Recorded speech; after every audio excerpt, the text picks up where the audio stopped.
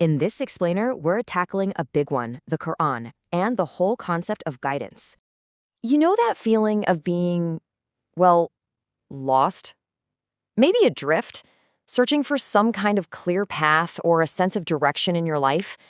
I think we've all been there. It's this universal human thing, this search for a reliable map.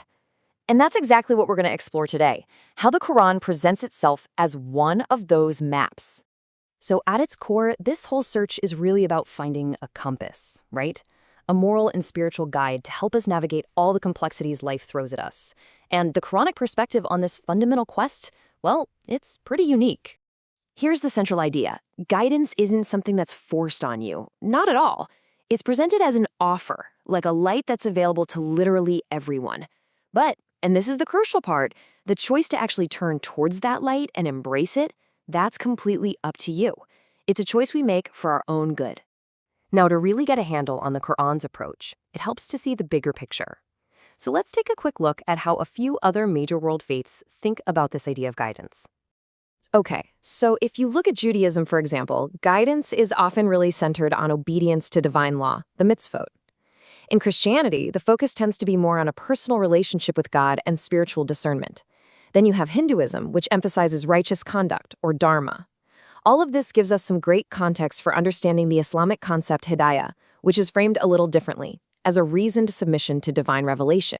So let's dive into the Quran's path. It uses this one really powerful metaphor over and over again for guidance: light. The idea is that the Quran is this source of illumination, something that cuts through the darkness of confusion and brings real clarity. And it establishes this idea right from the get-go. I mean, right at the beginning, it says, this is the book in which there is no doubt. It's basically positioning itself as a totally reliable compass, especially for those who are actively trying to be conscious of God. And then there's this really famous verse. There is no compulsion in religion. This hits the nail on the head. Guidance can't be forced on anyone. The path is made crystal clear. Right is shown to be distinct from wrong, but the decision to actually walk that path, that's 100% on us. It's all about our own moral agency.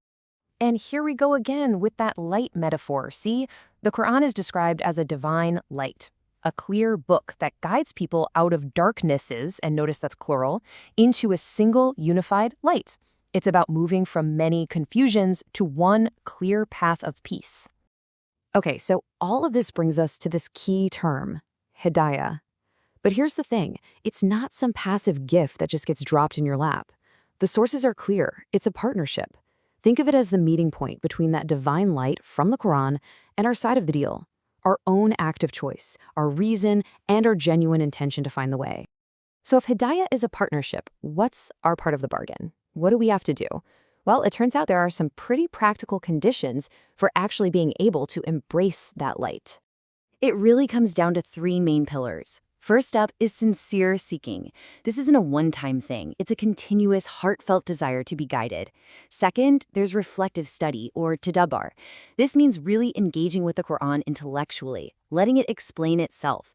And number three, community and remembrance. It's about reinforcing that guidance with other people through accountability and shared practice.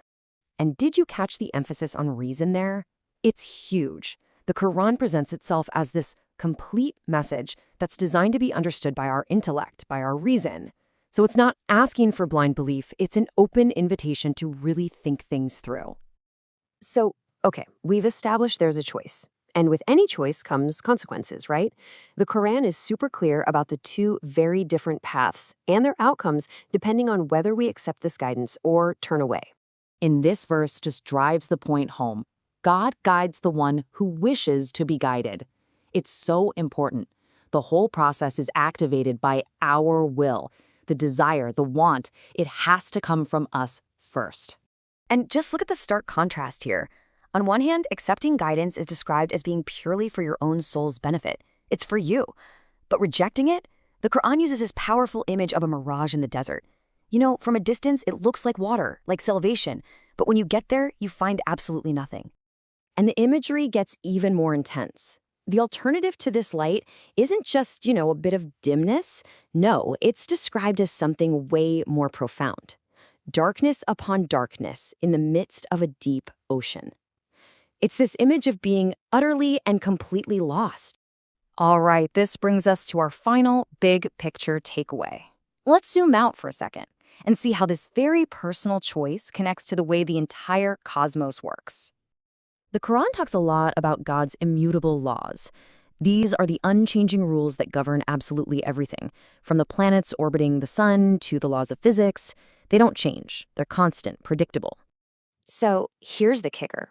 True guidance isn't about trying to get the universe to bend to our will. It's the other way around. It's about understanding the perfect system that's already in place and then choosing to align our own will, our own moral compass, with that universal harmony. So let's put it all together. Here's the whole journey in a nutshell. First, a clear message, a revelation, is sent. Then it's our turn. We use our free will to either accept or reject it.